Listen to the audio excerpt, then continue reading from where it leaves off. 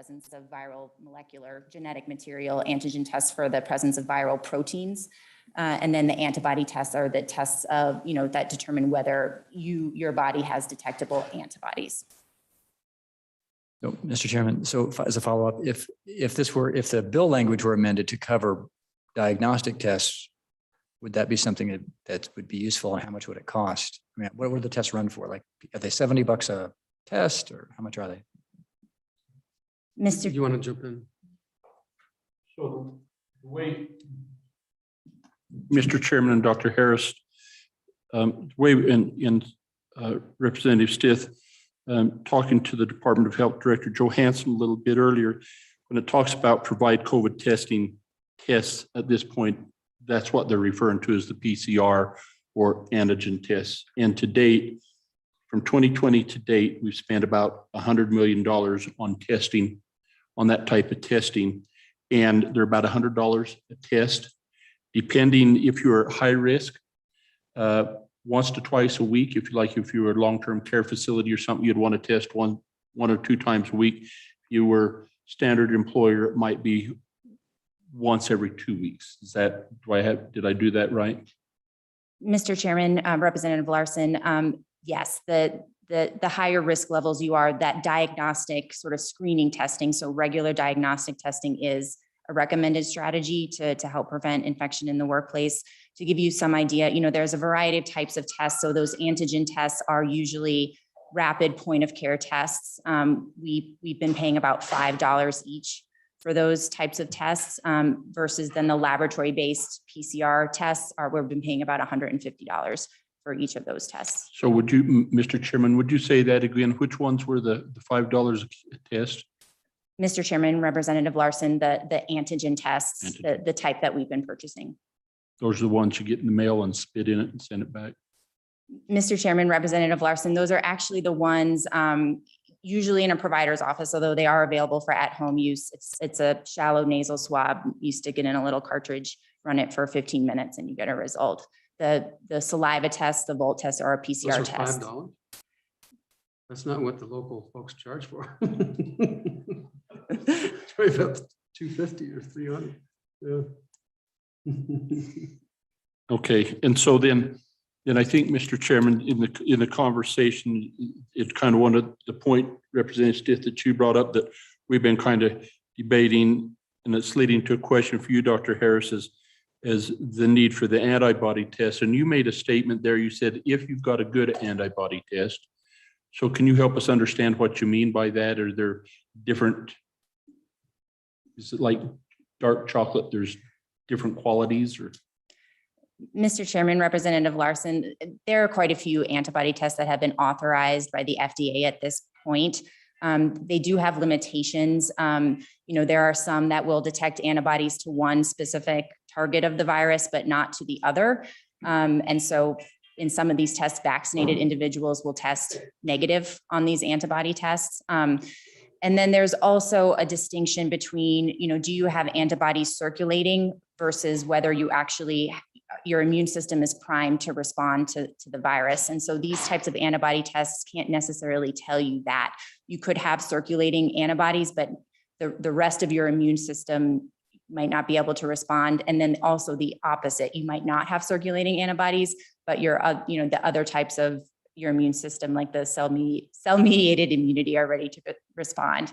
So just in general, we don't have good tests right now that can give us clinical information, to know just from an antibody test whether somebody is protected at that point against getting the virus. Okay, Representative Schwartz, then I got you, Evan. Thank you, Mr. Chairman. And Dr. Harris, it's nice to finally meet you in person. You did great on Zoom. So I just want to make sure I got it straight. So the PCR test is the nasals. That's the antigen is the nasal swab. I actually just say it again so I know. Dr. Harris, please. Thank you. Thank you, Mr. Chairman and Representative Schwartz. The PCR, you can have different types of collection for different types of tests. So most of the antigen tests are a nasal swab, but you can also do a PCR test with a nasal swab. You can do a PCR test with saliva. And so just the sample type it doesn't necessarily tell you what type of test it is, but right now the major types of diagnostic COVID testing are either through a nasal swab. Most people don't do the nasopharyngeal, which is the type that sort of goes all the way back to the back of the nose, or saliva. So then my question really is though, so you said maybe twice a week would be adequate. How fast do we get the results on these tests? Dr. Mr. Harris. Chairman, Representative Schwartz, it can vary. Our laboratory does PCR tests and we turn those around, within 24 hours after receipt. But, we do depend on our contract laboratories to do a lot of our testing just because the volumes are so high. And so we can see, anywhere between 48 to 72 hours. And then certainly as volumes go up across the country, that also impacts our contract laboratories. And so volume, the turnaround times tend to get longer as volumes around the country get higher. So, there are strategies that you can use that combine both these rapid, like the antigen tests or rapid molecular tests and the PCR tests to sort of give you, both a rapid answer, but then perhaps a more sensitive answer after waiting a couple of days. Yeah, follow up if I may. So yeah, because I've done both. And so that's my concern is that because we know, I think it was mostly false positives with the rapid, and I can be wrong on this, that the timing on it can be a little problematic if you're waiting 72 hours for the more accurate test. And do you have any, I don't know quite how to finish the sentence. Dr. Harris. Mr. Chairman, Representative Schwartz, yeah, that certainly is a conundrum that we've dealt with. Those antigen tests have a lot of uses because you get that answer in 15 minutes, but they are less sensitive. So they're going to miss more people who are infected than the PCR tests. But on the other hand, they are rapid. They don't have the same level of controls that you have in a, fully developed laboratory. So you can get some false positives too. So there are circumstances where we recommend confirming those antigens with a molecular test. And so different places that have been doing this screening testing have chosen different strategies. Some of our long-term care facilities, use the rapid tests, but then use the molecular tests for backup. But you're right, it is problematic. If you get somebody who's positive, they test on Tuesday, you don't know until Friday. Well, now you've had 3 days in which, there's been potential transmission ongoing. Representative Simpson. Thank you, Mr. Chairman. So we're talking about section 5, page 13, $10 million to the Department of Workforce Services. I'm a little confused when it says is for the purpose of implementing a program. And then we're talking about 2 tests, the COVID-19 test to discover whether whether they're sick. And the second one, the antibody test. By and large, the antibody test is really, if I think I had COVID several months ago, I'm going to take the antibody test to find out if I have it because I didn't ever bother to go in. That's kind of a one-time test. So I'm a little bit confused. Is the $10 million really geared towards the nasal swab, or because it doesn't look to me like, now the antibody is a blood test, correct? Mr. Chairman, Mr. Representative Chairman. Simpson, yes. And there doesn't seem to be a need for very many of those. That's what I'm getting at. Can anyone help me? Well, and I think Representative Simpson and Mr. Chairman is that section 5 requires workforce services to develop that program, and that it would include access to both types of tests, employer access to both types of tests. And so we don't know what that program looks like other than they're going to come up with that. So, Mr. Representative Chairman, Walter, go ahead. I kind of just follow up on your comment then. Doesn't Workforce Services already have a program that they're working on right now? I'm confused. Why are we starting a brand new program? Well, and I think the question that we had earlier as we was getting ready for this meeting was, doesn't the Department of Health already have a program that they're running? And the answer to that, to availability to employers, is yes. This bill, as we understood it, and when we talked to Director Johansson, was putting it through Workforce Services. Director Johansson said that Department of Health, frankly, is kind of agnostic to where it goes, because if it goes to Workforce Services, they'll come to Department of Health and say, where do we get the tests? How do we get them? Do that. So he didn't see that as really being problematic. It's just who's got the expertise for the test and who has more access to employers. It's kind of as a line there, but he didn't see that as problematic. All right, thank you. My version of this is we've already expended $100 million doing it almost exactly this. And we did it through the Department of Health, correct? This program lasts 5 months. Because if you go down to the middle of the page on page 14, and it expires on March 31st, 2022. So it really has almost no purpose. The only difference between this and what we currently do, as I understand it, is the antibody test and making that available. So, Mr. Chairman, my question to Dr. Harris, sorry, Rennie, is the program still in effect? It's available to employers, right? Mr. Chairman, Representative Larson, that is correct.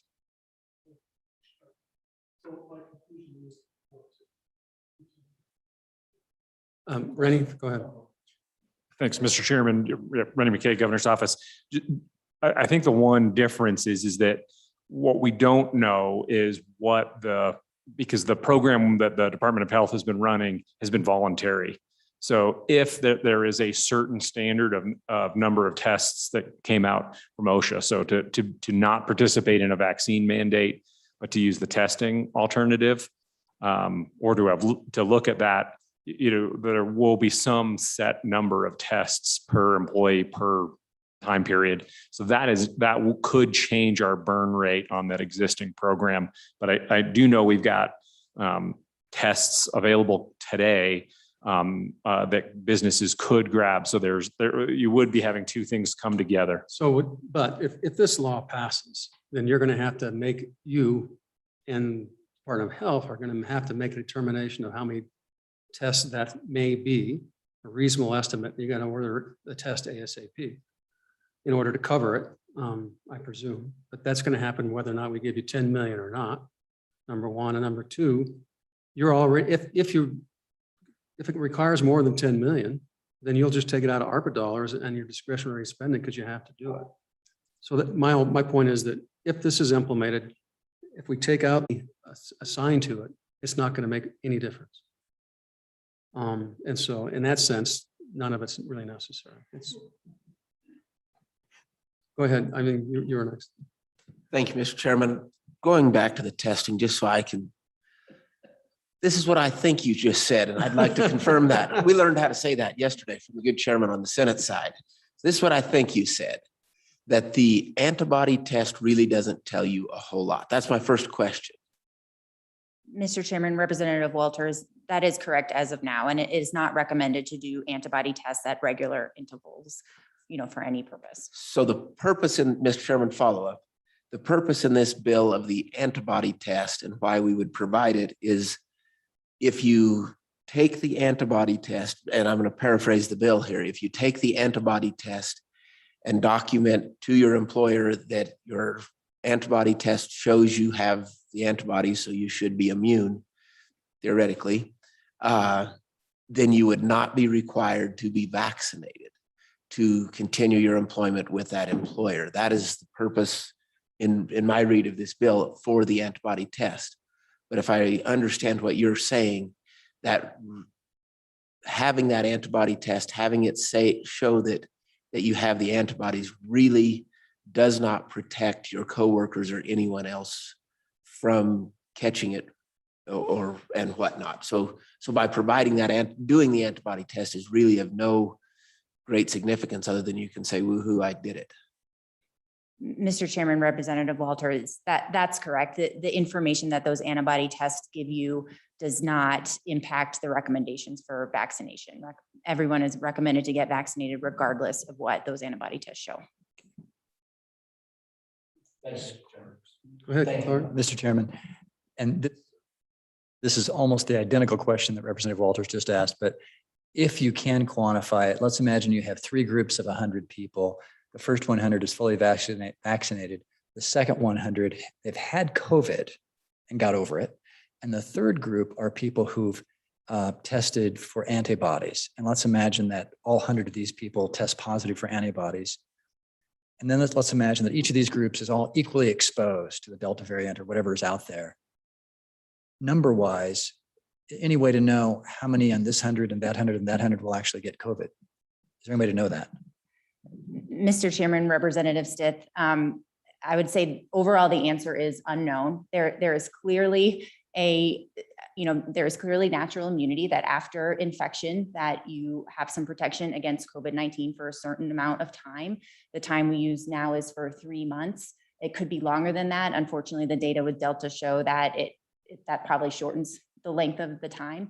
And so I think there's not a great way to know the answer to that until we learn more about how long immunity lasts, what are the impacts of Delta variant on that. If you look at an unvaccinated versus a vaccinated population, right now the data show that a vaccinated population that's exposed is about 6 times less likely to get infection than an unvaccinated population, where those people is sort of in between who've had infection, depending on how long ago that infection was.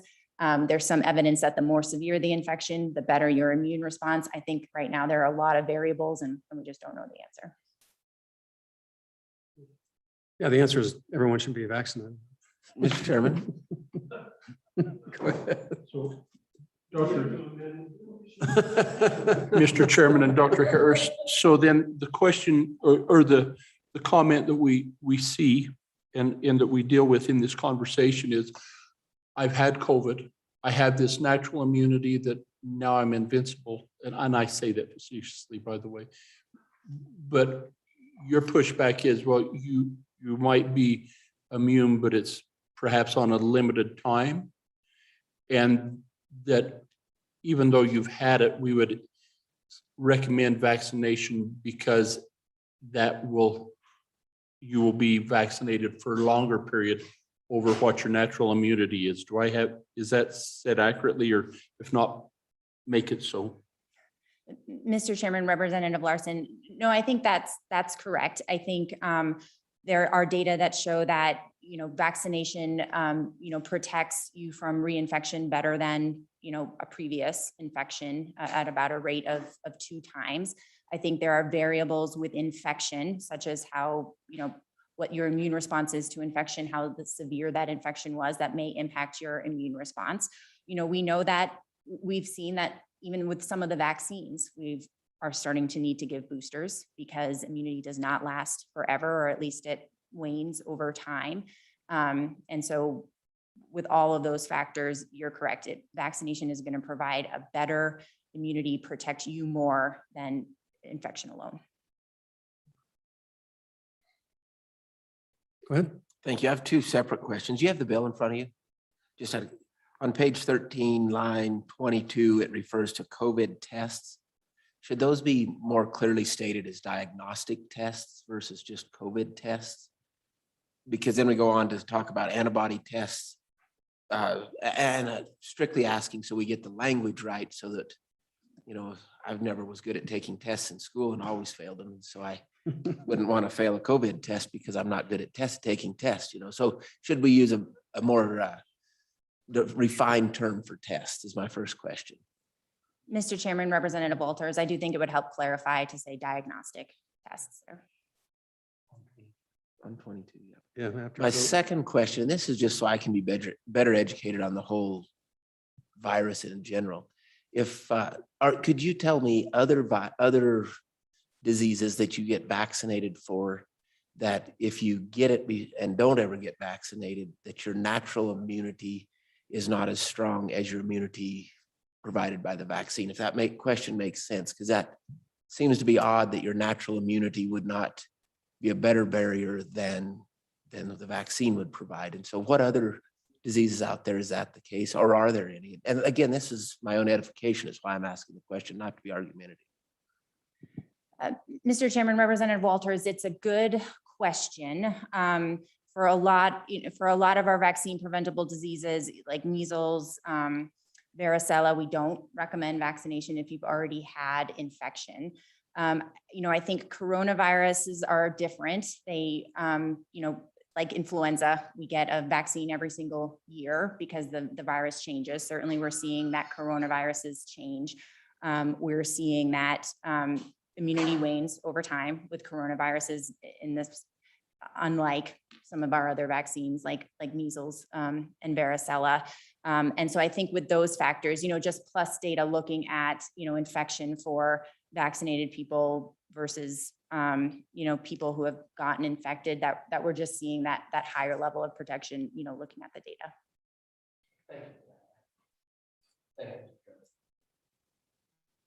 Go ahead.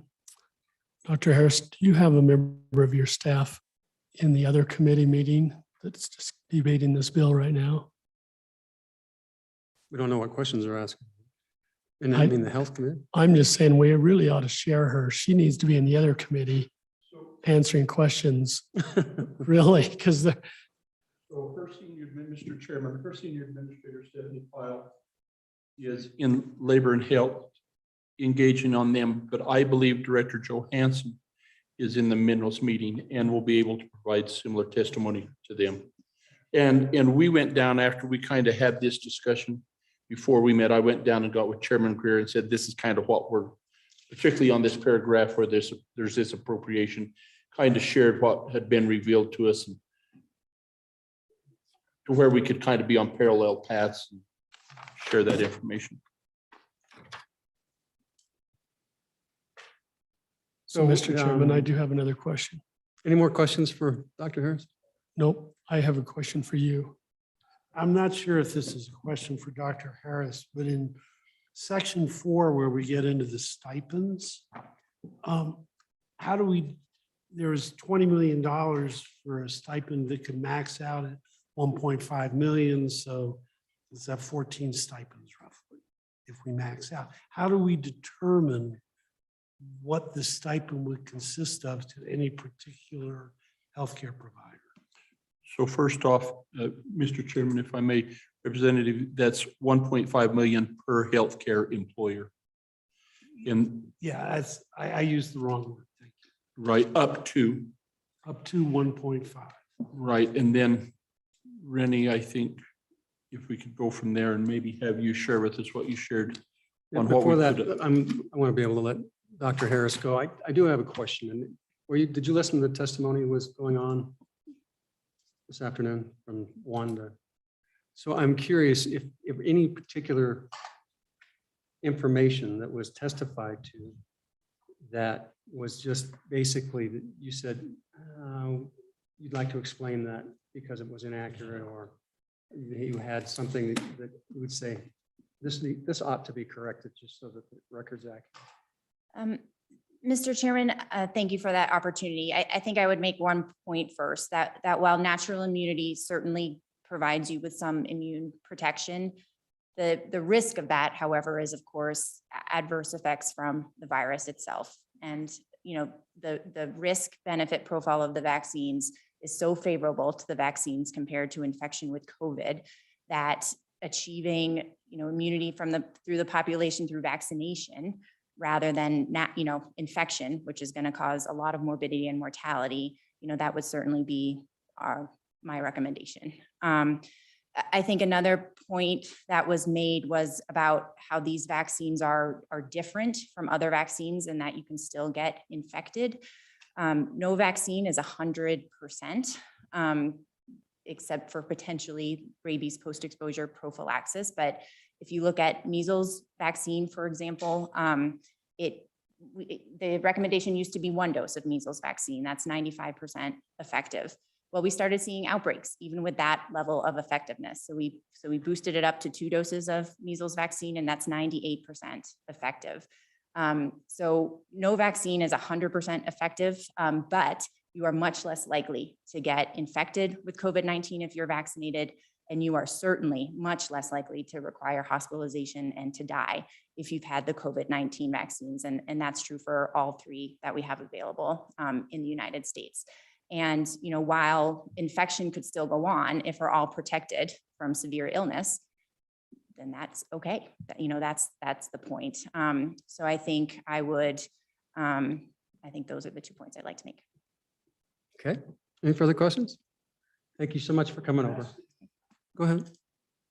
Following up on that kind of train of thought, there have been remarks made that whether the ability of a person who is vaccinated to transmit the disease. And I'm just interested in what your understanding of that is. Mr. Chairman, Representative Schwartz, yes, it has been shown that a vaccinated person who has been exposed can transmit the disease to others. However, that vaccinated person is at a lower risk to start with of getting infected. And so, that risk of that vaccinated person to others, is just lower to begin with. But once they get COVID-19, they can be infectious. And we do ask those people to stay home the same we do for an unvaccinated person. So do we Thank you for know- confirming my understanding. So when you say a vaccinated person can transfer the virus, is a transferring a virus that originated from the virus in his body, or was he taking it in and then retransferred and then pushing it on? In other words, he breathed in an air molecule and then passed it back out. Do we know? Mr. Chairman, Representative Nicholas, I think that's a good question. Our tests detect the presence of viral material in the nasal passage. Does that mean somebody's really infected versus just sort of harboring it and passing it on? I think that's a good question. We certainly do know that fully vaccinated people can develop some symptoms, usually mild, which would suggest that there is some level of actual infection going on for at least some of them. Chairman, did it take you a long time to practice keeping a straight face when we asked you these kind of questions? You're very good at that. Mr. Chairman, Representative Larson, fair point. That is the benefit of the mask, but you asked me to take it off.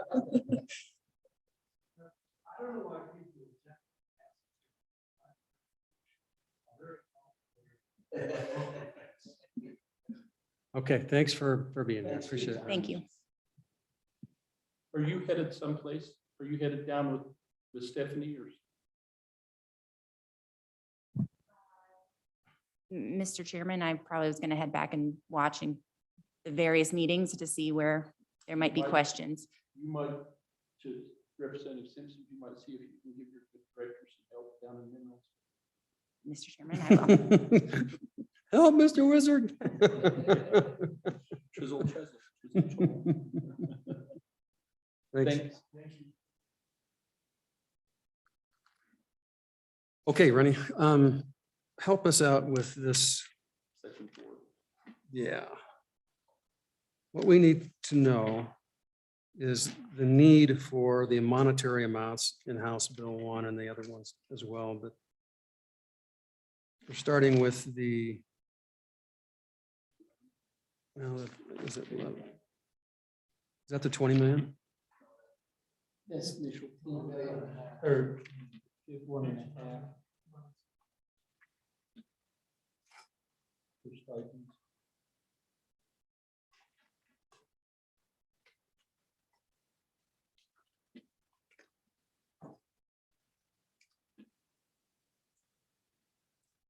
Okay, on stipends.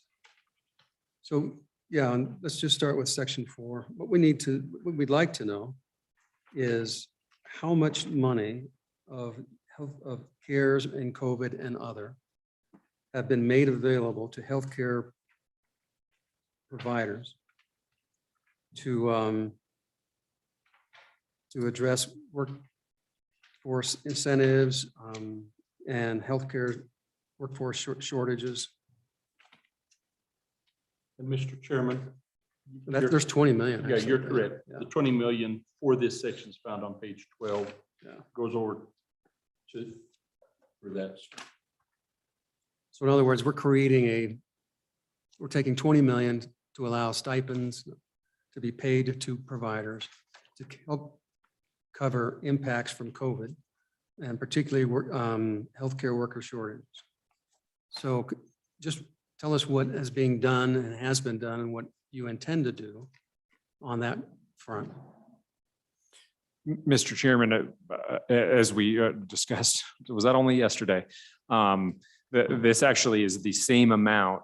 There was $30 million total to help with the current shortages for this spike that we're in. So, Say that again. so the $30 million that the governor moved to, and that was the combination of 23 ARPA and 7 CARES, was to deal with healthcare worker shortages in hospitals and long-term care facilities. And 20 million of that was meant to do retention of existing workers there. And 10 of that was for travelers. So that was 58 million, not 20. No, that was why unemployment's correct. 30 million. 30 million. And again, that was because of the That's right. spike we're in right now. So if you'll recall, at the end of 2020, we actually did something similar where we put out money only for travelers. So because there was again a shortage, such a shortage there in that moment, and the strain there, the other resources that are going is the National Guard is going into the hospitals. There's 100 guards, just shy of 100 guards members in hospitals around the state right now. That's being paid elsewhere.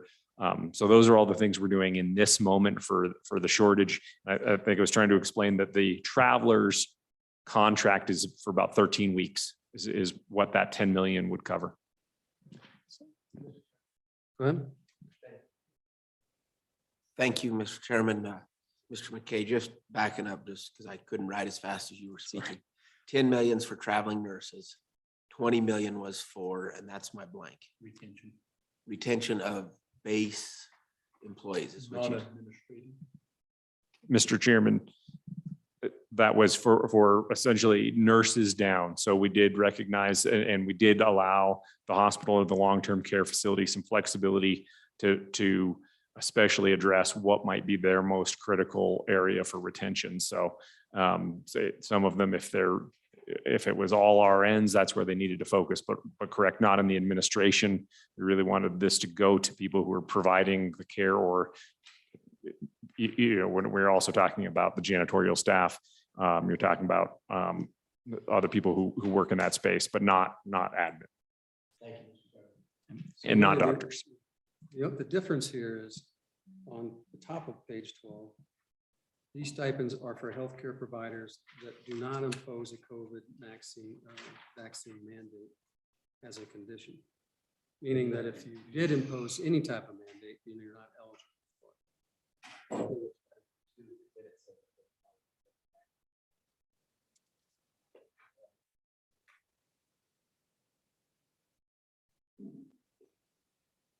Or, yeah. So in addition to the funds you just talked about, the 30 million, what other funds have they received through your office since the outset? Whether it's out CARES or some other allotted dollars to assist these healthcare providers. I mean, it'd be nice to have a good idea of the total amounts they receive. Mr. Chairman, I will pull that document that we have that was reported to us that outlines all the program of all the different dollars that have come to Wyoming from the 6 different federal COVID relief ones, because that does help us get at that a little bit better. Because there are right at the outset of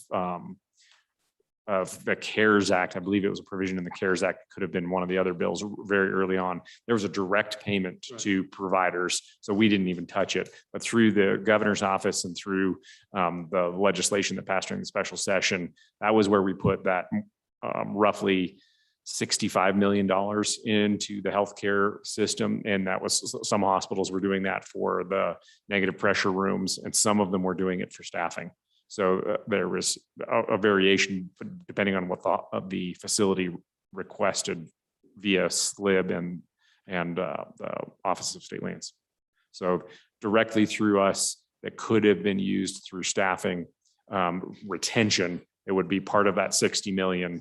Then we did 20 million for travelers at the end of 2020, and then we've done this other 30 million. Did you make any specific requirements that on monies that you gave to assist retention, that they would have to then provide information to you how they spent the money? In other words, did they use it to actually pay nurses more, or any obligation of that? Or could it just be that they buy nicer coffee? And how do we know what they do with it? Mr. Chairman, I can get you the specific details, but that was in the contract. We worked with the hospital association to help quickly move this money out. And so the contract on that did require that it was used for staff retention. So that yeah, I leads to could get you. another question, because I think, who administers this? The Department of Health? Or is it Workforce Service? Governor. Mr. Chairman, I believe it's the governor's office. For the new 20, no, for the new 20 million? Yeah. Mr. So you'll do Chairman, it the same way you did before, in essence. Mr. Chairman, we certainly have a process on that, and the hospital association has been willing to help us on that. So in terms of administration of this, because this does include not just the funds come to the governor's office, it specifically says the governor's office administers it. So in that instance, we could need some help on administering it, because we couldn't just pass on the administration of the hospital association. But that would be certainly my preference, would be to just mirror what we have done. And will that provision, I don't really have to look at this language and tell us that restricts it to where there's either no mandate or that they're in compliance with healthcare guidelines that are set out in the front of this, if that changes how it would be administered.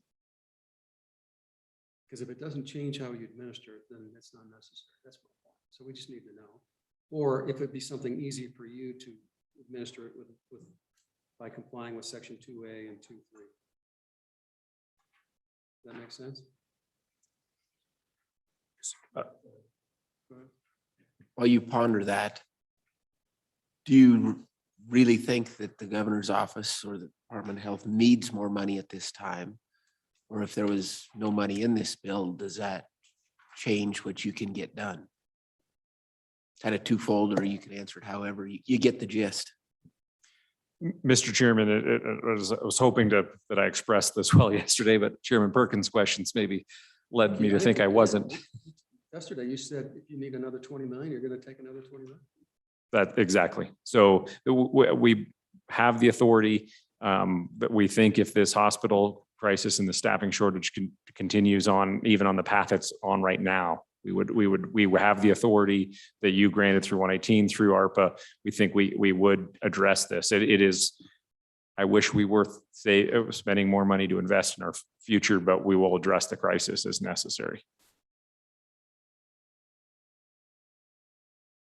Yeah, so the number that will be useful is total numbers so far, where they got it, and then whether or not that Romanet 2 on page 12 will modify how you will exercise your distribution of the funds that you're already distributing. Mr. Chairman, so in concept, if we pass this bill with say 20 million in it, this 20 million would be restricted by the requirements within this bill, but the governor's office could still implement the plan they're already doing with other dollars that would be totally unaffected by the actions of this bill. So we're double dipping. We're double dipping, but we're also, for this money, we put hindrance on the governor's office, but the governor's office can still go do all of this with or without this bill. So we may just leave this money sitting in the pot because it's too restrictive while the governor's office takes care of things in his existing formats.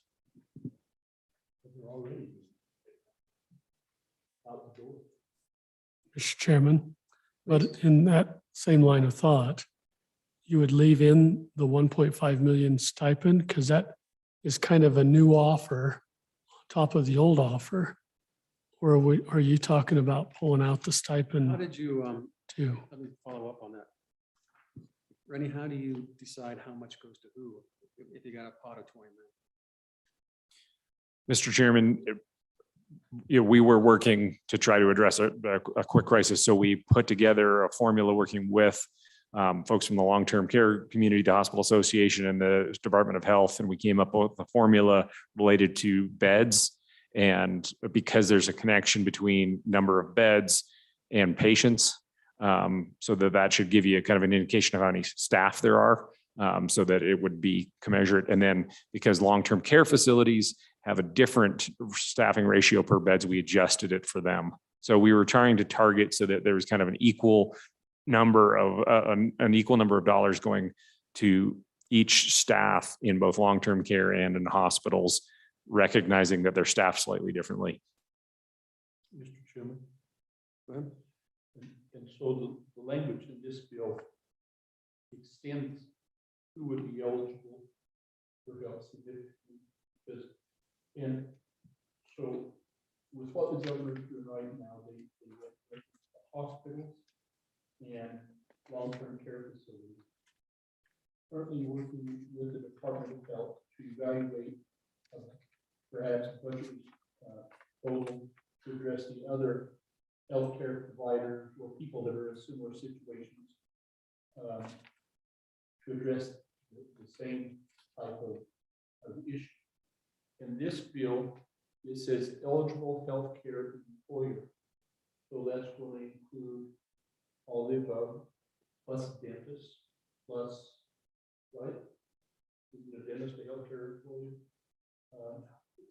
Doctor's office. Home health care. The way I see it.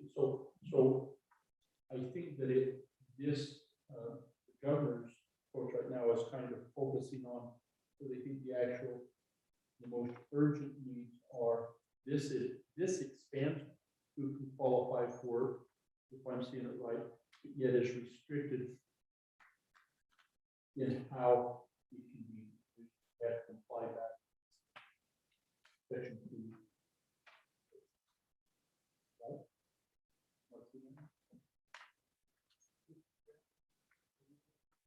Right? So yeah, I'm just looking at page 5. It's hospitals, medical, surgical, dental, vision, and pharmacy services or products. Why would you provide stipends to folks that provide products?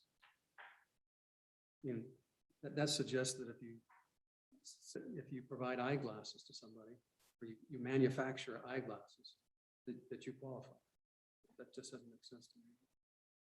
Or if you manufacture ibuprofen, because that's pharmaceutical services.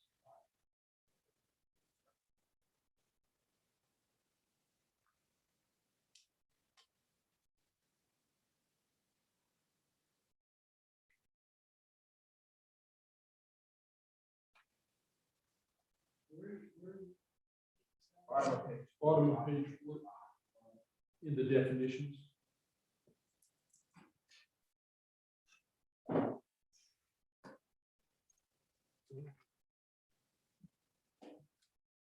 And Mr. Chairman, I guess more of a comment. It seems like this bill, as drafted at least, doesn't really have any sideboards on how that gets funded, right? So if I am an optometrist, I can submit an application and say I want $750,000 under the stipend amount to relieve a shortage because I've got workers I'd like to hire in my office, and that would presumably be eligible expenditure under this bill as drafted.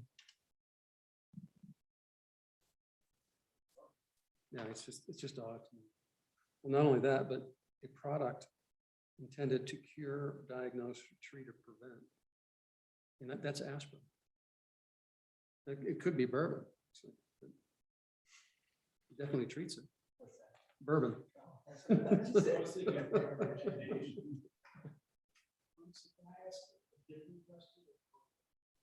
Oh, go ahead.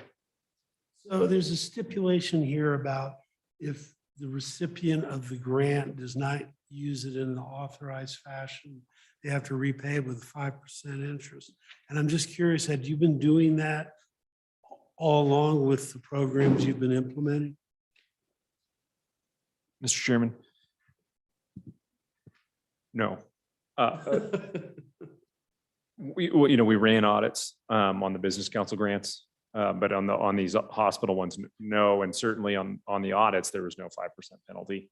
So I do, as you continue to talk about these, I guess the two things that keep jumping out at me as we talked about yesterday, $20 million in retention for only hospitals and long-term care facilities only translated to about $1,000. This is still roughly, but to any individual person we were targeting in that, especially that nursing space. So if you open it up that much more, that's how much more dilute this becomes. And so just that's a factor that we certainly addressed. And as Representative Larson brought up, that was something we've been talking about since. And the folks we've been talking about trying to add to that retention space are much smaller than this definition. And then because of things like that, and that the governor's office is the one that has to administer this is why we did ask if there could be some sort of fiscal, we did submit a fiscal note to say, if the governor's office is administering this and there's requirements like that, you almost need rules and a full program for what you brought up, Representative Stith. That is why we asked for some money to administer this program.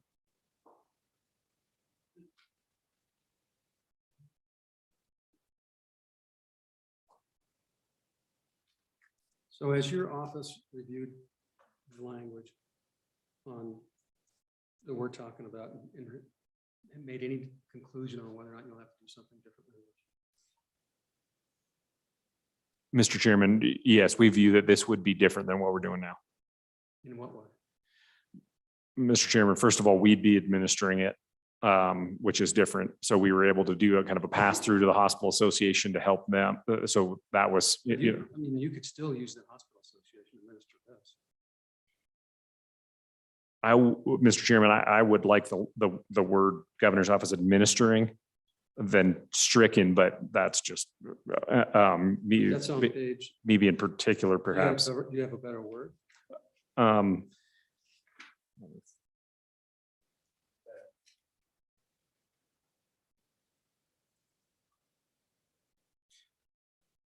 If it was just said the governor shall establish this temporary program, then we could run it. Then we would view that we could work with somebody else to administer it. So, and beyond that, yes, I think it would go much wider than what we're doing. And there are definitely some other caveats in here that we did not have in here. So this isn't, I don't think, tied the 1.5 million as a maximum isn't tied to a certain number of staff at any one facility. So You could still do that. right, we'd just be capped there. So That- I all just, that is a cap, and obviously, with the number of folks out there, number of hospitals, you'll never get to 1.5 if you're going to spread it Right. everywhere. Yeah. So I don't think that's a big deal. right. Yeah.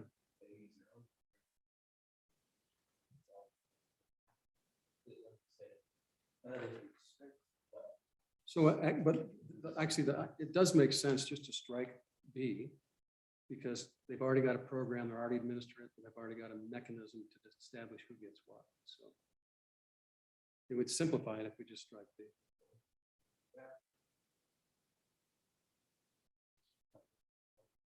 Well, the other thing we're going to do, and we're done here, is let's come up with a amendment.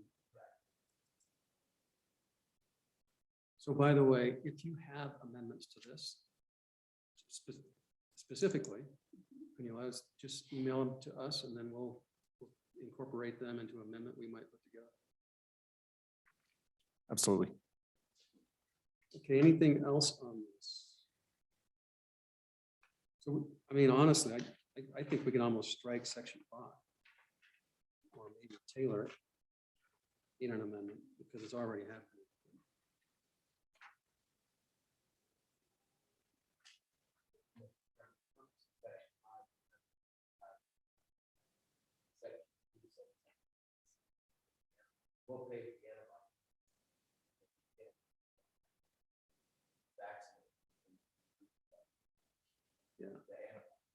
That's a different issue.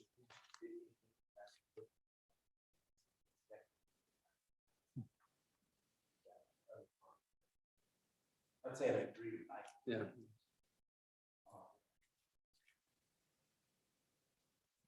But it's also another amendment just because that's not what the antibody does.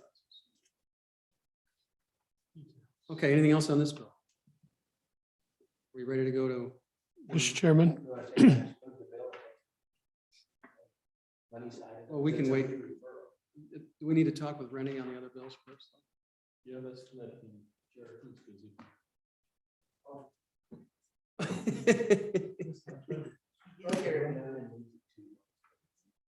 It's late now. What's 102? Well, my bills are a mess here.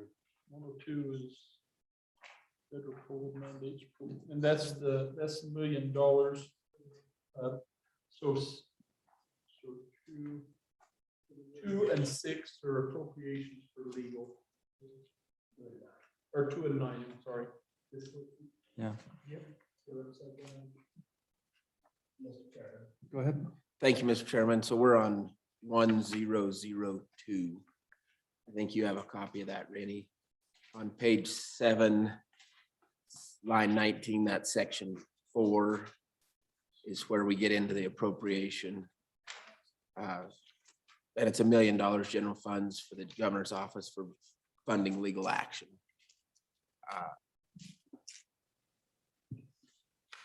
Is $1 million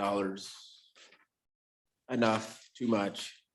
Ryan, you got another copy of 100? In this current one,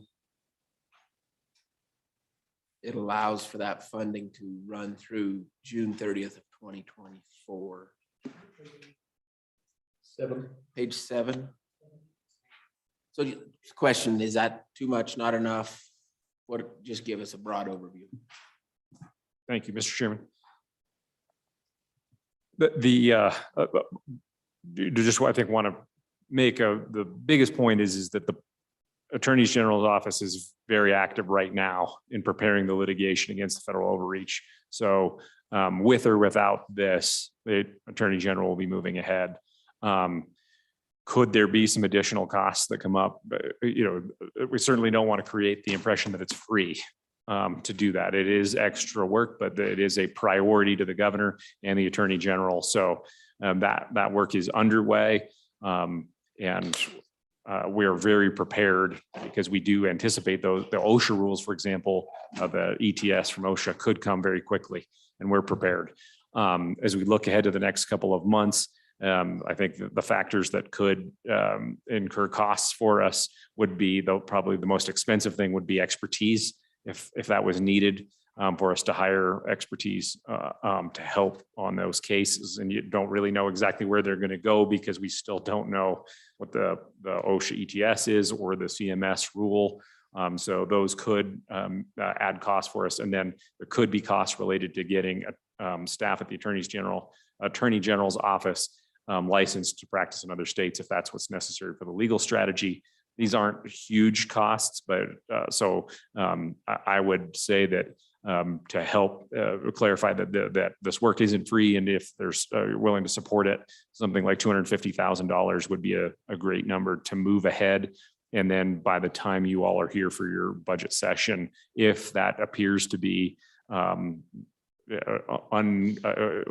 more money is needed, we'd come to you then.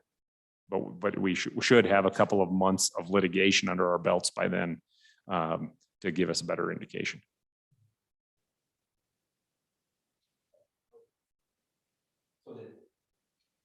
Mr. Chairman, then we'll move on to 1009. Really the same question, just so that everyone on the committee understands what's going on. And 1009, that appropriation appears on page 11, section 3, and it'll be line 18 towards the bottom of the page on page 11 of 1009. And if you'd like a hard copy, Ryan can bring you a hard copy if it makes it easier. But I'll read that just so that everyone's aware. There's appropriated $1 million from the general fund to the office of the governor for purposes of commencing, prosecuting, or defending lawsuits related to COVID-19 vaccination requirements. This appropriation is from the effective date, which is effective immediately, through June of 2024, which is the end of the next biennium. And I think that's how those dates were chosen. So just is it same kind of comments that you had on the last bill, anything you'd like to expand on, just to provide you the opportunity. Sorry, Mr. Chairman. A slight difference on this one is that term defending. So by adding that in, that would allow some funding for defense. Again, it is the governor and the attorney general's position that they want to handle these in-house. So we would defend the state as we always have through the attorney general's office and not having. You're statutorily mandated to defend us. You have to. And you have to spend every dollar you have available to you to do it, because that's what the law provides. I mean, that's the answer on the defending part, as far as I'm concerned. Mm-hmm. You may have extra costs, but same thing. Those costs come up. The biggest being attorney's fees. If we lose, then you just come ask us for them. Mr. Chairman, By the court. that's exactly the point. If someone is to sues the state of Wyoming for a law that exists now, past one of the last couple of sessions, or passes during this special session, and the attorney general defends the state, the risk is that in federal court, and that's the venue they would like to use, because then they could recoup their own legal fees. So the example that would bring up for you is that the data trespass bill from a few years ago lost in court on that, and the state had to pay a total of $603,000. So $1 million in 9 around defense.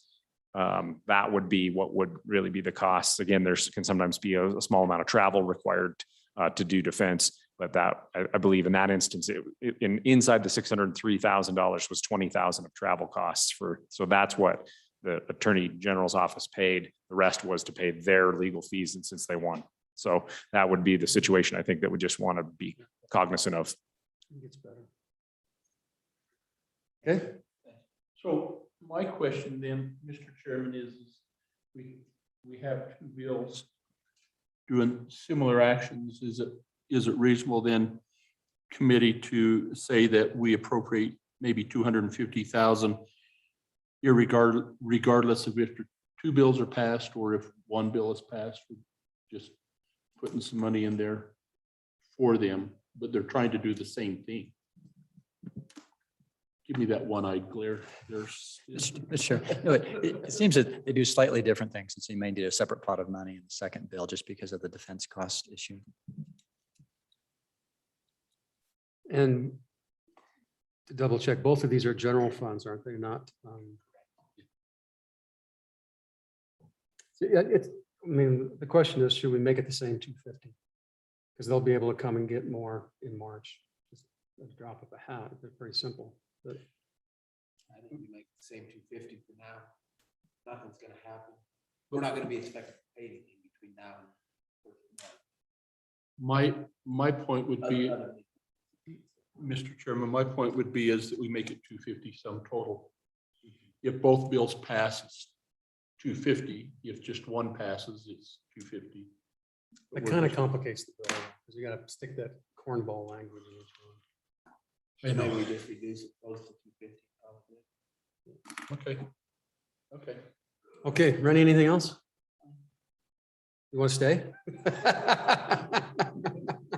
Thanks, Rennie. Thank you, Randy. Okay, let's deal with those 2 bills first, because we can go, that's pretty easy. On amendments Move the bill. Second. to House Bill, which one? House Bill 1002. 1002. Two. Moved and second. All those in favor say aye. Aye. Those opposed, that motion carries. Are there any amendments? Okay, Mr. Chairman, on 1002. Thank you, Mr. Chairman. On 1002, page 7, section 4, in line number 20. Really, it's line 19 and 20, but reduced $1 million to 250,000. Second. Moved and seconded. Any further discussion? Seeing none, all those in favor say aye. Aye. Those opposed, that motion carries. And so it's a recommendation do pass Correct. with modifying. Got that? Okay, next one. Roll call on that, Mr. Chairman. We need a roll call? I don't think we do. What do we need to have on that? Roll call. All those in favor say aye. Slow down. The amendment, No, we reduce it. We already did that. Yeah, Okay, then we need to do a roll call vote. Pass the I can bill. facilitate a roll call because everyone, all those in favor say, aye. Raise their hand. There's your roll call. That's everybody. That's aye. Ryan, tell us what we need to do. Co-Chairman Larson, I think that the voice vote to adopt the amendment is in order, and then typically Now a we gotta go roll back to the call. bill. Okay. Yeah. Okay, roll call. Mr. Chairman, you're voting on House Bill 1002 as amended. Representative Kinner, Aye. Representative Larson, Aye. Representative Schwartz, Representative Simpson, Representative Stith, Aye. Representative Walters, Aye. and Chairman Nicholas. Aye. Okay, next bill. House Bill 109. Mr. Chairman, Go ahead. House Bill 1009, I would move to pass. Second. Any amendments? Thank you, Mr. Chairman. On page 11 of 1009, line 18 and 19 again, this is section 3, reducing the 1 million down to 250,000. Have a second? Second. Moved and seconded, discussion. All those in favor of the amendment, say aye. Aye. All those opposed? That motion carries. Roll call. Chairman Nicholas and members of the committee, you're voting on House Bill 1009 as amended. Representative Kinner, Aye. Representative Larson, Aye. Representative Schwartz, Representative Simpson, Representative Stipp, Aye. Representative Walters, Aye. Chairman Nicholas. Aye. Okay, House Bill. And by the way, I welcome for any public comment if there's anyone out there that wants to comment. Okay. The lone survivor on the back row. Chairman Nicholas, we do have one person online. They have not raised their hand, but I can admit them to the room if you'd like. Sure. You could ask.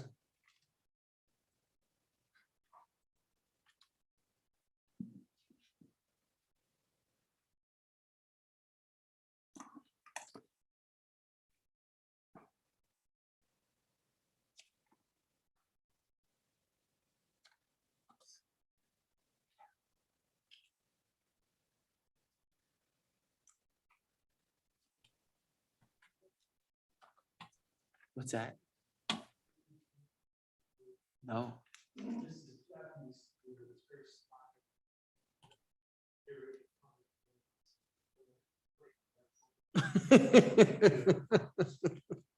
You're doing it well. Okay, let's go to House Bill 1001. Mr. Chairman, Go ahead.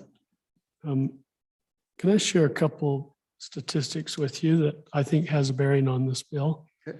I gathered some information from my local medical center, Star Valley Health. They have 425 employees. Roughly half of those employees are vaccinated. They estimate that if we do not stop the federal government mandate, we do not stop it so that they would be required to either fire or test, et cetera. They estimate they'll lose 75 people who will either leave their employment and possibly healthcare altogether. So for what it's worth, we have a medical center that is begging us, please stop the federal mandate because But we can't stop the federal mandate. I'm with you. They're encouraging legislation that could somehow prevent them from being forced to. There's no such thing though, Evan. We can't do that. Mr. Chairman, my question that I meant to ask for any is the rules aren't out. So let's say, just say tomorrow, they said you had to implement it or till November 1st. If that comes out, it's got to come out then with rules, right? And if the rules come out that says, in the rules there, then can the state, Mr. Attorney, can the state then impose some sort of action that says not until, or file a motion that says until this is resolved, we're not required to implement? We can do that, but it's not enforceable.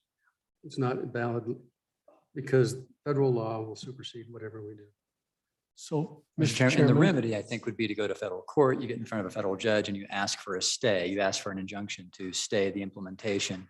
And I'm sure there'll be literally hundreds of such lawsuits that do get filed, I would think, across the country. So if we're Star Valley Hospital, and I'm just trying to get my head around procedure. If Star Valley Hospital has this concern right now, and that comes down with the rules, and they say, okay, and it's now law. The rules will be coming in 10 days, and they've got 10 days before they have to implement it because they don't have the rules. But then does that leave time for the governor's office then to make that appeal through the judicial system to have a stay or to walk me through how that? So You'd ask, yeah, I think the Attorney General's office could act that quickly. What the federal judge does, yeah, you wouldn't know. but we know that no federal courts usually act that fast, but we can bring that lawsuit without passing any bill. Doesn't make any, the bill's not. No, I get that, but I'm just trying to help Representative Simpson and the rest of us, is because they're all asking that question, is, okay, Lander, Sage West, you're worried that you're going to have to comply with this mandate that we perhaps may feel is overreach. And that's going to take effect on November 1st. Could impact us adversely if on November 1st we have to do that. November 1st, we still don't have rules. Non-compliance isn't an issue, right? Then once rules are in place, then that might be another thing. So once so then what kind of assurance or what kind of peace of mind do we give these hospitals to say, okay, November 1st comes, but we still don't have rules? So what's the plan in that? Because what we're hearing is we can't file a lawsuit until we really know what the rules are. But once they say, here are the rules, do we have to instantly comply? Depends on what the rules say. Mr. Chairman, question for Evan. Has your hospital looked into how many folks they will have to lay off if they are not compliant and no longer receiving Medicaid and Medicare dollars that are paying patients to come in? Because that's a significant portion of their payers. Mr. Chairman, assuming that's part of the rules, That's because the rules are coming out in two different ways. One is OSHA. The other one, Medicare and Medicaid, is already healthcare providers, Medicare and Medicaid are required to that'd be, two different sets of rules that are affecting healthcare. Mr. Chairman, that would be a serious impact, no question. So let me, Mr. Chairman, in light of what you've said, could I direct your attention to section 2, which is on page 5 And you're on this one? on One. 1001. So this bill says, notwithstanding any Wyoming law to the contrary, no employer in the state of Wyoming shall require or mandate an employee to receive a COVID-19 vaccine as a condition of employment unless we have the list here. So you're suggesting to me that we cannot do what this paragraph says. We're ready to pass a bill here and you're telling me that we can't do that paragraph. Could you clarify that for me? Yeah, I would say that if that paragraph is contrary to federal law, then it is, it's void on its face in terms of application of the government enforcing their mandates on us. So that we're passing, and we've done this before, we've done it on gun bills. We pass laws that violate federal law. And so that puts us at risk of losing our Medicaid and Medicare dollars by doing that. Other states do it with marijuana. So let me ask you a follow-up question, and Mr. Chairman. Congress, the United States Congress did not pass a law that mandates this. It's a presidential order. I've been told, so my legal counsel coached me on this, where it's a mandate by the president, it's not a congressional law, that Wyoming has the authority to override that and supersede it where it's a mandate on. That is not accurate. I That mean, is-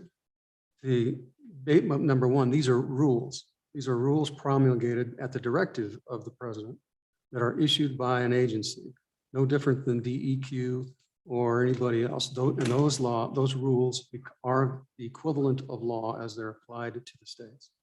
So it is a violation of federal law. Yes, thank you. Mr. Chairman. That's and my think that- 2 cents. I think, yeah, I just talked softly, sorry. I think the drafter of this bill 100, we're in one? One, okay. Thought about that, and on section 6, it says that if there is a federal vaccine mandate, then all of this doesn't mean anything, if this gets Except repealed. that he does more than that, because it also says that the mandate stays into effect until the law goes into effect and all of the court proceedings are concluded, which could be 3 years. Oh, you're right, on line 6, which means that this savings clause doesn't save anything. Yeah. So tell us what that means again, please. Well, he's saying that we should be able to have state law in effect until all the appellate steps have been gone through. That can take 4 years or 5 years. So this savings So that- clause doesn't that work. line means nothing. It doesn't work. Yeah. Okay.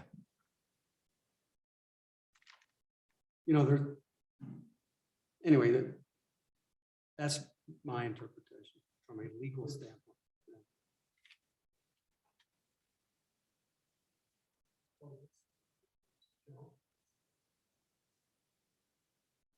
So In your humble opinion, then this bill has a lot of fun things in it. But if the feds drop the hammer, this bill is going to be not worth the paper it's written on. basically, yeah. Fair. There are certain components of it that are okay, but they don't really do anything.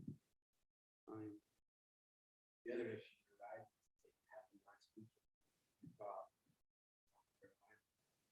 if we implement this, we risk losing our privacy status away from those states. Those states that similar action. We're not going to rely.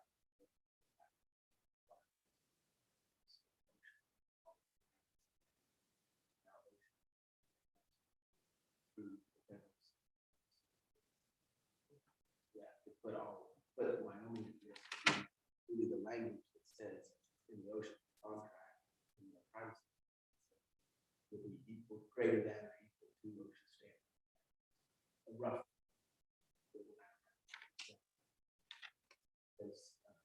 Because ocean is saying you have to be back. We'll make. Wyoming no longer be federal standards. And proven there good, I think we say.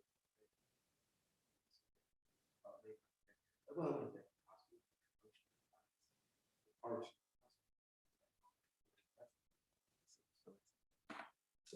and I don't like it a bit. I'm just saying, these are all the things that you must be cautious of.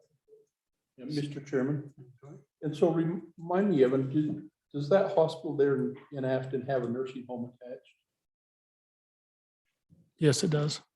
Well, and so that even becomes a bigger deal because we have that in Afton and in Kimmer and several other places. And so that's that Medicaid and Medicare reimbursement that comes into jeopardy is also going to, because we've got that upper payment level reimbursement that those guys get through Medicaid and Medicare.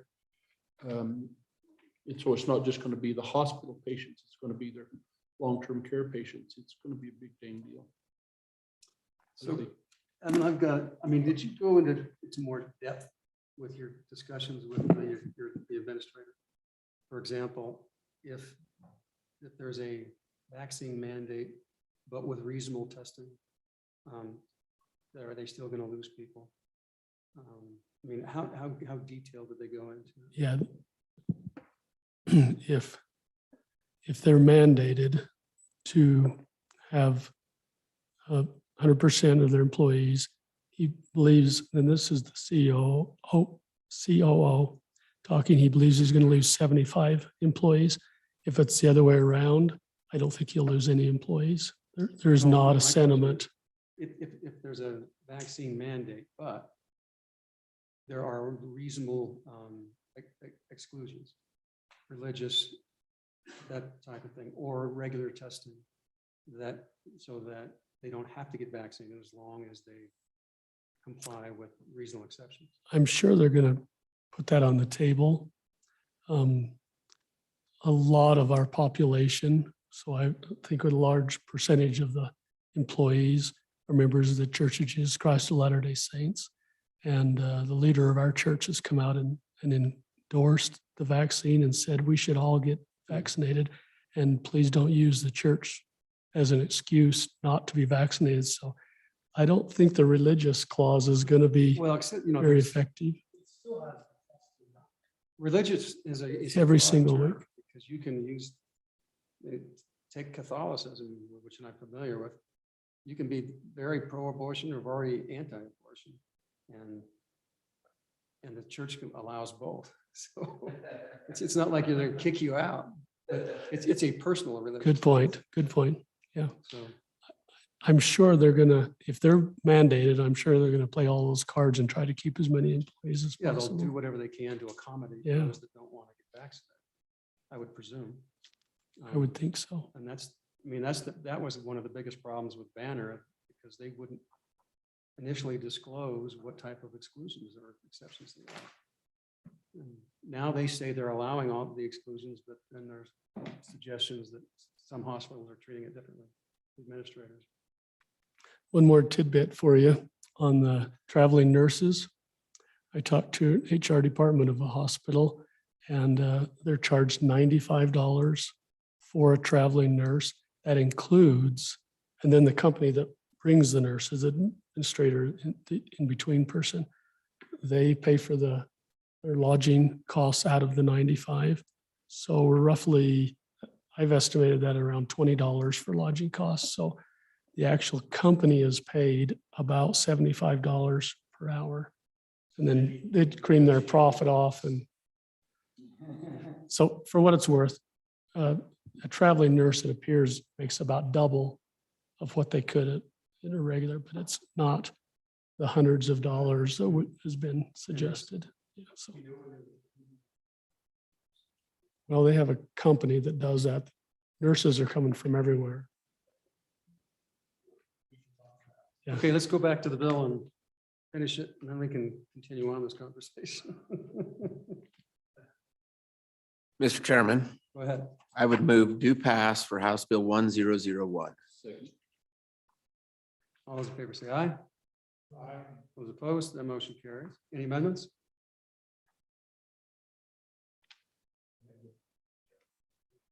Mr. Chairman, on page 11, lines 14 through 18, I'd propose to delete that section. Chairman, I'll second that, and then I have for discussion. Okay. So then, Mr. Chairman,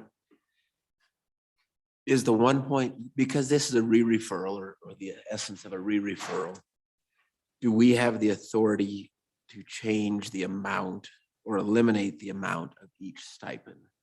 Is that, because that's really not the appropriation, that's just saying it's a max available. I agree with the bringer. I certainly agree, but I just don't know that it's Sure, within no, our. I'll Maybe withdraw. we should just do it and find out.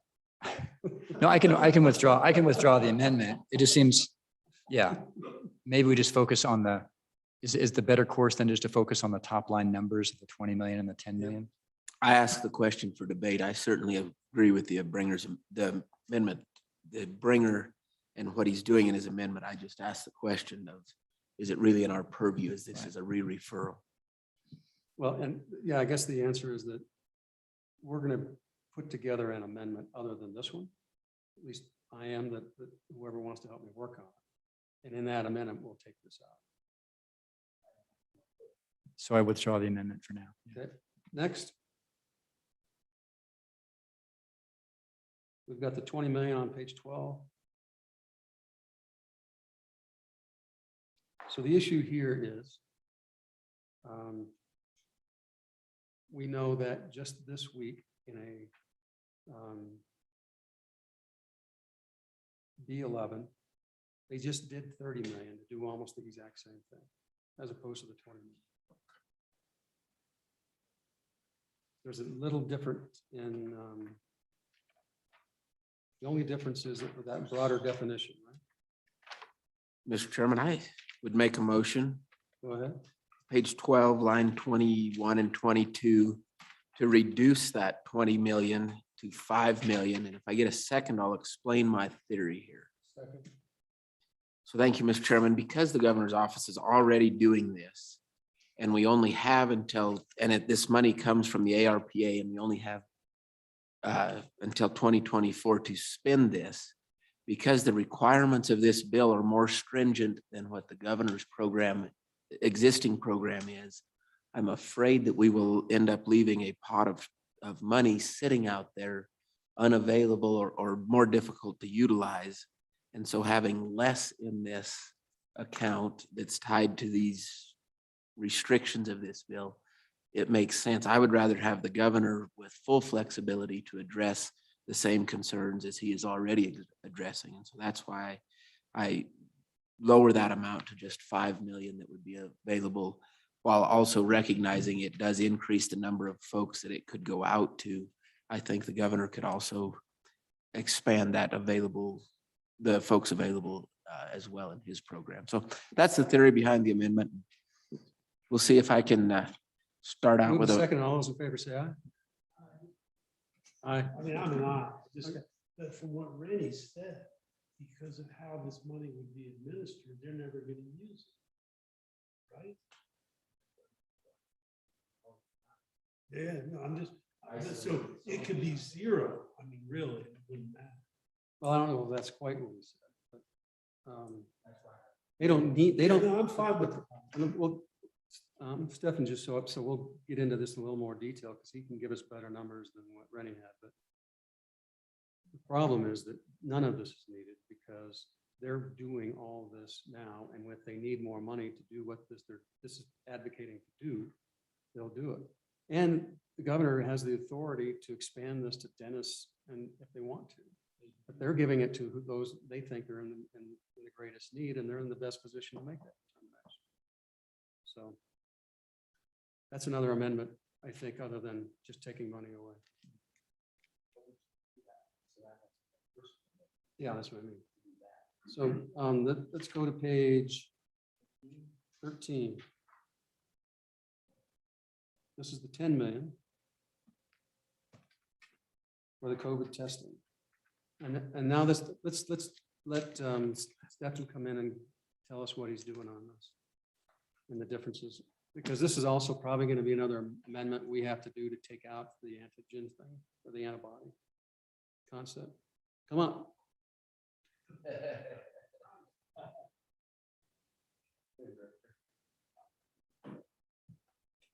Thank you, Mr. Chairman, members of the committee. Apologize for my tardiness. We're juggling 4 or 5 different rooms to be in today. In terms of the COVID-19 testing, as several of you might know, since 2020, we've stood up a program for employers that can receive free PCR-based, saliva-based COVID-19 testing through the Department of Health, a contract that we have with a vendor that gives that supply out. This bill specifically refers to COVID-19 testing and also antibody testing. I want to clarify for the committee, and you may have spoken with Dr. Harris earlier, there's a wide variety of different types of antibody testing out there, varying both in terms of cost and in terms of efficacy or quality. We have not provided that in either our individual at-home testing or our employer or large organization program that we've had stood up for the past year, 14 months or so. The cost on the testing that we send out and that employers can enroll in still today for free and receive their quantity of COVID-19 tests, it's around $120 per kit. That is, I think, a lot of reasons for that, Mr. Chairman. Infectious disease test kits of this kind were, before the pandemic, much cheaper, but with the supply chain issues that we saw in 2020, those costs went up, as well as the demand that the country saw, where testing companies across the board really started increasing their So much for prices. the more volume, making things cheaper. Well, Mr. Chairman, hopefully that will stabilize at some point if we still have to do this. But I want to clarify for the committee that that price that we pay with our federal funds as the Department of Health to purchase those kits for employers right now, that's an all-in price that encompasses the kit as well as all of the service. So overnight shipping both ways to the lab that it's processed at, as well as result reporting to the person's email or to the person's phone, all of the customer service and all of the logistics that go into tying a specific kit and a barcode to a person, comply with HIPAA. That's some of the reason for those costs. But as I've discussed with some of you over the short term here, the past couple of days after seeing this bill draft, we have had discussions with the Department of Workforce Services where this money would be appropriated if it were passed. And I envision that we would work pretty closely together, that if they had this duty to spend X amount of dollars on testing, we would want them to leverage what we have available first, because we have the employer testing program. If that would be suitable here, we would use that. Stefan, does it make any sense to switch over to DF, Department of Workforce Services, because you're already doing it? Mr. Chairman, it's a good question. Honestly, I don't think it would matter, because what They have to gear up and get it all set up. I anticipate, Mr. Chairman, what Workforce Services would do is we would be the first entity they would reach out to. And in fact, we have worked with them over the past year to make employers aware of this program. And so I think if they wanted to add to one of our contracts with this, that would certainly be doable. But Mr. Chairman, within limitations, within reason, I think in the short term, if this were to pass, Department of Health would be a natural resource, given what we already have, to at least deplete that supply first and leverage that program. Do you have the manpower to do it? And my guess is you have more than Department of Workforce Services to implement it. Mr. Chairman, that's an excellent question. It really depends on the scale. What I'm unclear about in this bill, obviously, is what would the demand and volume look like? Right now, since 2020, early on, we had incredible demand from our employers and large organizations that when we launched, our test kits were flying off the shelf. We were able to staff it in the Department of Health, do customer service, get folks enrolled, and the folks in our agency did a really good job. If that changed where suddenly it was almost required for every employer in the state to have some sort of COVID-19 testing. Well, it's only employers over 100 people. That's not obviously not very many. Mr. Chairman, that's my point. I don't foresee a circumstance where we couldn't handle this. It would just be subject to available supply and resource that we're essentially purchasing from vendors now. So the first thing you would do if this passes, I presume, is make a reasonable estimate of what that would do and start ordering, right? Mr. Chairman, that's what accurate. Workforce Services would do. Mr. Chairman, Go ahead. Stefan, just rough number, certainly doesn't need to be precise. You said that your program has been up and going about 14 months, and in that 14 months, approximately what have you spent? Mr. Chairman, Representative Walters, across all of our testing resources that have been procured, so that's not just our employer program, we also offer COVID-19 testing for free to any individual who wants to order it, receive it overnight, send it back off. And we also support through another program, healthcare facilities, all of the correctional facilities with a similar test. It runs on a different platform, but it's similar in its scope. Between when we started these programs in 2020 and now, it's over $100 million in federal COVID funds that we have spent on testing in particular. I could get you that exact number based on the most recent data, but it's over $100 million. Our entire COVID-19 response budget from the CARES Act that we received from the governor totaled about $160 million since the pandemic started. And obviously, we've done some work to offset some of that with FEMA reimbursement. FEMA has reimbursed us for a lot of these, test purchases, which have offset CARES Act funds that can now be spent on UI, things like that. But in raw numbers, Representative Walters, it's a little bit over $100 million on testing. So Mr. Chair. follow up, Mr. Chairman. Go ahead. So in rough numbers, if you've spent over, well, it's rounded to 100 million and you're spending, say, about 7 million a month, if I'm doing my maths roughly. Mr. Chairman, Representative Walters, that's accurate. I do want to mention to the committee, we evolved in 2020 where that kit price that I mentioned that is kind of typical of what you see, $100, $120, some $150, depending on the test and the service. We were one of the first public health labs that developed and operated a new COVID-19 testing assay that dramatically lowered our costs. So right now in 2021, we can scale up with a partnership we have with a vendor, but also the work that we do in-house at our public health lab to process these tests. And what we've scaled up there, we've dramatically reduced our per test kit price to around $40. So that, and essentially have a vendor that does all of the supply chain logistics, the third-party logistics, the actual box, the tracking, all of that, and we do the processing. So that cost is much lower now. So that burn rate, Representative Walters, the only reason I bring it up is that has changed since the early part of 2020. We've gotten better. So follow up, Mr. Chairman. So if we did 10 million, as this bill states, for the next 5 months, because this expires the 31st of March and it would go into effect 1st of November, that's about 50,000 tests a month is what I just had to use a calculator there. Do you think that's not near enough, way too many?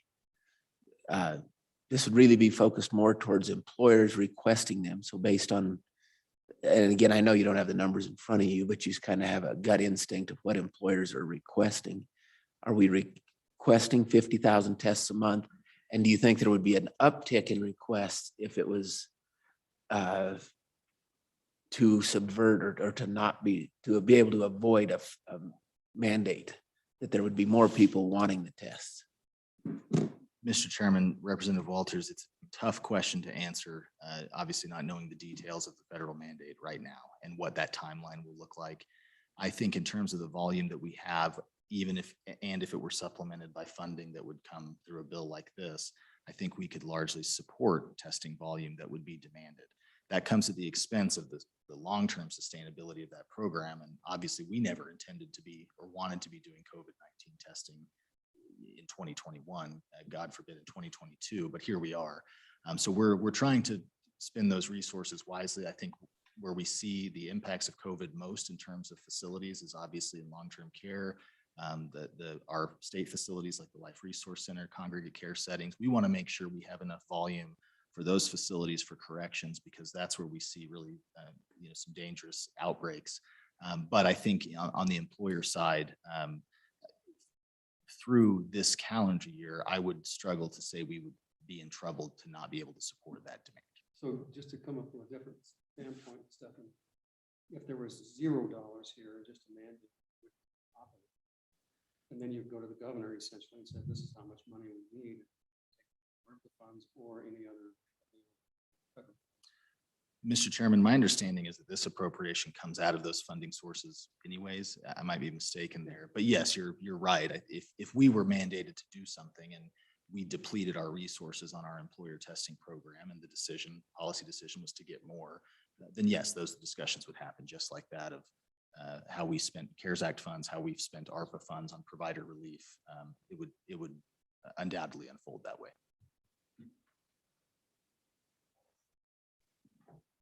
Are there other funds besides ARPA, federal funds out there that you can apply for, FEMA, whatever it is, that would pay for testing? Mr. Chairman, we do have direct received ARPA funds that don't come through the governor, that our agency has received at our lab, at our public health division, some of which can support testing. There's different strings attached to all of those different grant sources. So some can be spent on testing supplies at the public health lab, while others could supplement contracts for purchasing tests from other lab. It really does vary, but we could certainly provide that breakdown of what we have right now. Yeah, the question is, if this passes and if you can use part of your funds to do that, how much do you have available to you? And how much of it you can use for this? 'Cause that will help us put a number on this. Mr. Chairman, I'm probably the only executive branch director that would say this, but I don't see the benefit of having an appropriation for this particular issue here. And I know that I think that's anathema for executive branch folks to say that, but with what we have internally, with what we still have of tests that we've purchased that are sitting on shelves right now that could support a program like this. And then in addition to what we would do if this were required is essentially go get the same funding source from my boss, if that were the decision that would be made. I think that's how it would work. Specifically appropriating the funds here maybe makes that process a bit faster. And if we were, depending on the timing of the federal rules, to deplete our testing resources at a higher clip, maybe that would be the efficiency of having the appropriation. Except your boss would just give it to you. Anyway. Right. And I think that's the policy question. Mr. Chairman. Thank you, Mr. Chairman. I missed it when Dr. Harris was in here. Approximately what does an antibody test cost? Or do you know? Mr. Chairman, Representative Walters, it really varies, like I mentioned, in terms of the company. I don't even know, Representative Walters. I'd have to follow up with you. Mr. Chairman. Isn't there, Mr. Johnson, isn't there a difference though between this section 5 on page 13 and what the Department of Health is currently doing, in that right now you're doing COVID-19 tests, but not the antibody tests. And so if we take all the money out of this, and then an employer says, hey, I want an antibody test, the Department of Health or Workforce Services or the governor could say, sorry, there's no money for that. All we're doing is COVID-19 test, the PCR and whatnot. Yeah, and that's going to be another amendment, because what we've been told is the antibodies test isn't recommended to do what they want it to do. Right. But Mr. Chairman, I fully understand that, but there's people, yeah, I don't like the bill. Okay. So, yeah, but you're right. If this language stays in, then we can leave $1 million or $2 million for antibodies, but actually, he could still do the exact same thing. They just order antibody tests instead of COVID tests. Mr. Chairman, my read on this, though, is we say you develop, in here, we say you develop the program. If we left the language the way it is, we tell them that we direct the program and these are the tests you provide. They're saying that they've got the funding to do that. Doesn't restrict them from doing antibodies. So I suppose from advocates for this bill's point of view, so long as there's some obligation for the executive branch to provide the antibody tests, then that makes perfect sense to me. And we could reduce the 10 million to 0 then. Is that the idea? Yeah. We have a motion.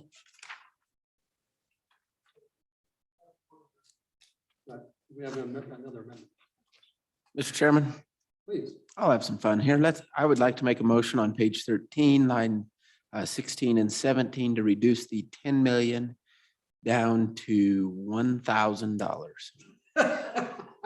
Second. We have a second.